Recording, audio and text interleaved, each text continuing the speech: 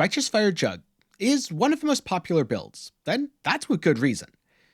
RF Jugg has all the damage you need, plenty of defenses, great quality of life since you kill enemies by just existing, and if built correctly, a good bit of speed. It made for an excellent league starter, and can be a great reroll if you're unhappy with the performance of your current character. I played it as my starter and found immediate success. Now I'm blasting juiced maps, taking down bosses without issue, and today I'm going to share a little bit of my experience with a build, the core mechanics, and some of my choices. So if you're considering RF Jugg or just want to know how it works, be sure to stay tuned as I've got all that coming up. To start off with, how does Righteous Fire work? RF is a spell that applies a buff to you. This buff burns you and everything around you based on the skills level, your combined life and energy shield, and all of the damage scaling factors. One common misconception here is that you can scale RF with spell damage. The skill is a spell, but the buff only scales off of skill levels, increased damage, area damage, fire damage, damage over time, dot multi, and fire dot multi. It doesn't hit, so it can't leech.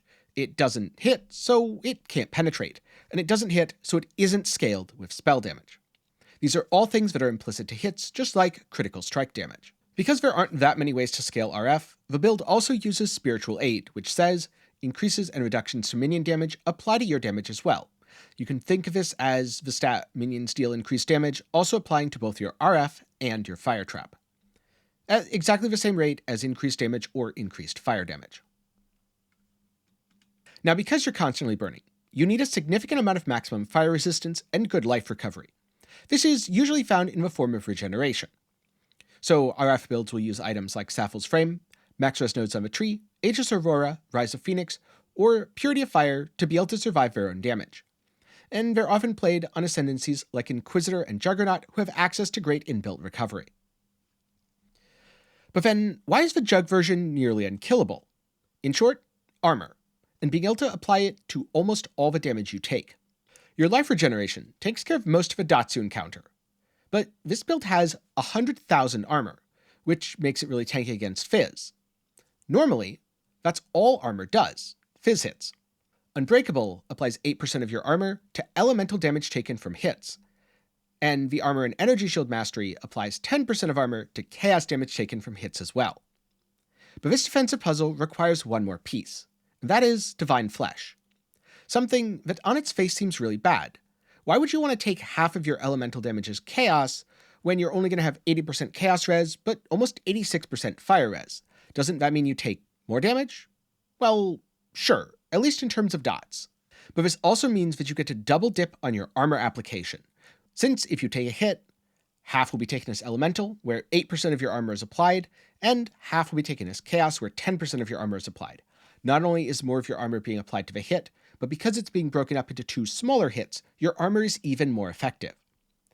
This is why RF Jugg is about as close as you can get in PoE to being truly invulnerable. And the last mechanic I want to cover is, do you put RF in your helmet or your chest, and what about Fire Trap? Ultimately, it doesn't matter where you put either one. RF can go in an Elder Helmet or your chest piece. Fire Trap can go in an Elder Helmet, Shaper Gloves, or your chest piece. What matters is more about complementing your gear. For example, if I have a helmet with Conk Effect, I'm going to put my Fire Trap in there. Usually, I'm dropping Fire Trap on a stationary single target, but I'm using Righteous Fire while moving, so I want it to have more coverage.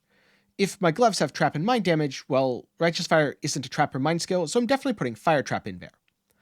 In terms of a chest piece, if you have some corruptions, then maybe +2 AoE gems, time to put that RF in. +2 duration, or Trap and Mind gems, put in the Fire Trap, as RF doesn't have the duration tag, at least by default. You can give it the duration tag with Life Tap and then put it in, I think, but I'm not 100% sure on that interaction because I haven't tested it.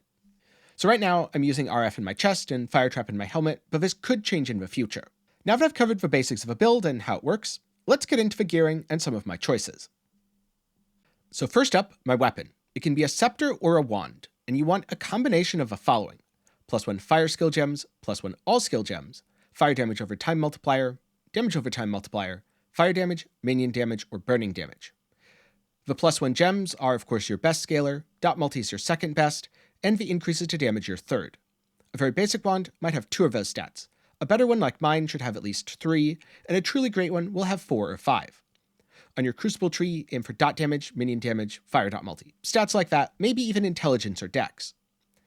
And try to get a wand with 183 or less intelligence requirement, as it can be really rough to hit the 240 some of them require. Now, at this point of the league, it's probably easier to just buy a cheap wand as opposed to crafting it yourself. But when you are ready to craft, start with a fractured base, and roll it with Essence of Fear. Remember, minion damage applies to your damage, so this is a great way to get a solid item. For your shield, start with +1 to fire spell skill gems. From there, you can either aim for more damage, such as from fire and minion damage, or more defenses like 2% max all resistances. Personally, I'm using a Crucible tree to fix dex, so you may also need dex nodes either as suffixes on gear on your tree or the Crucible tree of your shield. Try to craft life or get 100 life roll.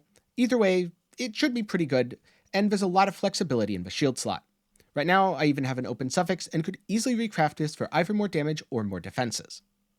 Now, I bought this amulet early league for a round 1 divine, but much like a weapon, you can use a variety of things. +1 all skill gems, +1 fire skill, dot multi, or fire dot multi. A basic amulet will have one of those stats, and the best will have all 4. This is another item that's usually easier to buy than try to craft for yourself.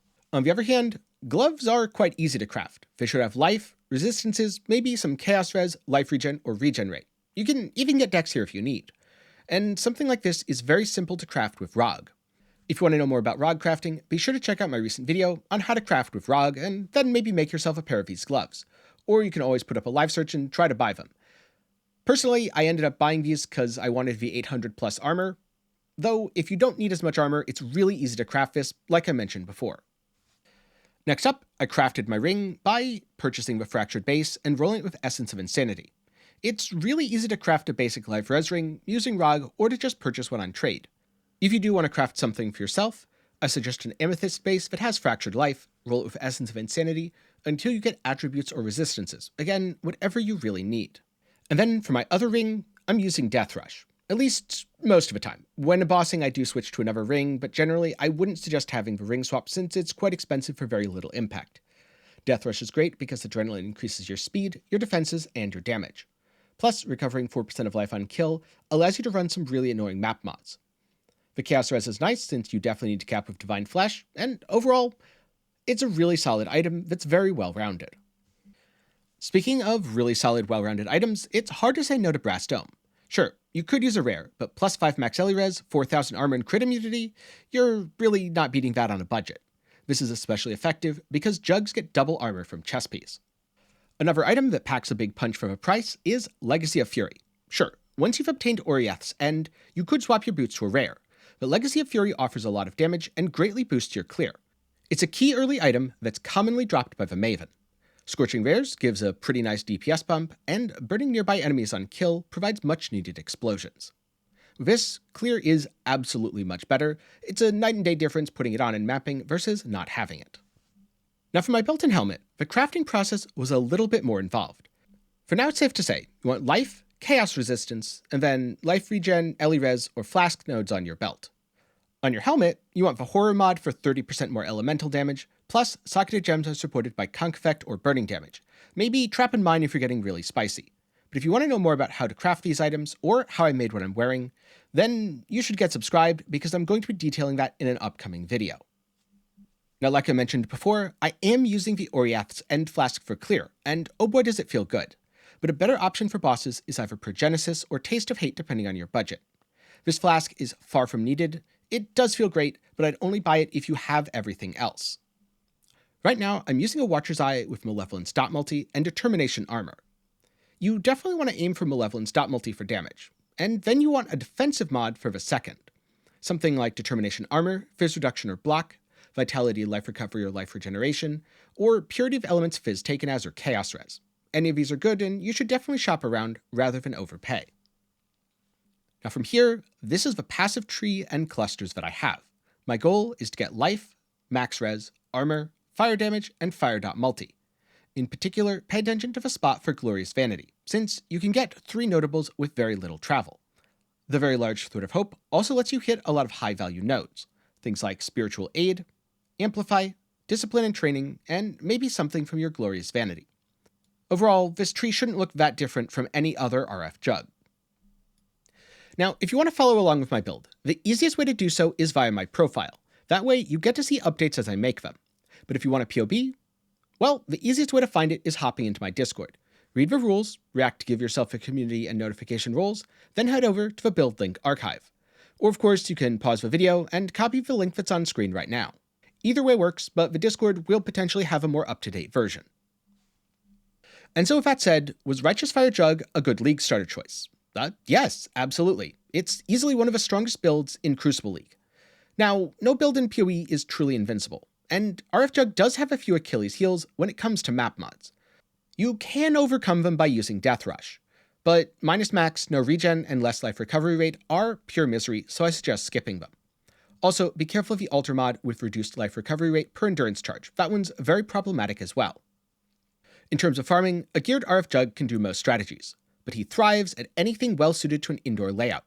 Personally, I've done Essence Beast farming, logbooks, expedition, and even a bit of Blight with great success. I've also done some invitations and quite a few pinnacle bosses. At first, there were a few things that could kill me, and I had to be pretty careful. Ever since I upgraded to Divine Flesh, there's very little that truly makes me feel in danger. I'm playing safe mostly out of habit, not necessity.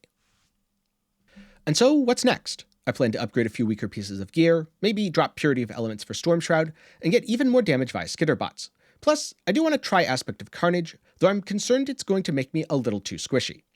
With all that done, I'm hoping to take on some Uber bosses, so if you want to see how that goes, be sure to get subscribed and stay tuned.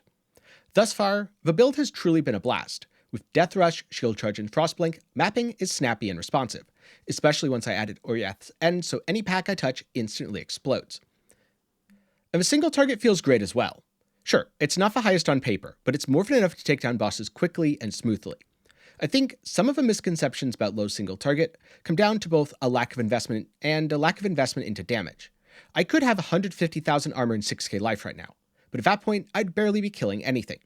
Once you find a good balance of both damage and defenses, RF Jugg is an all-round monstrosity that can very well claim the title of best build to come out of Crucible League.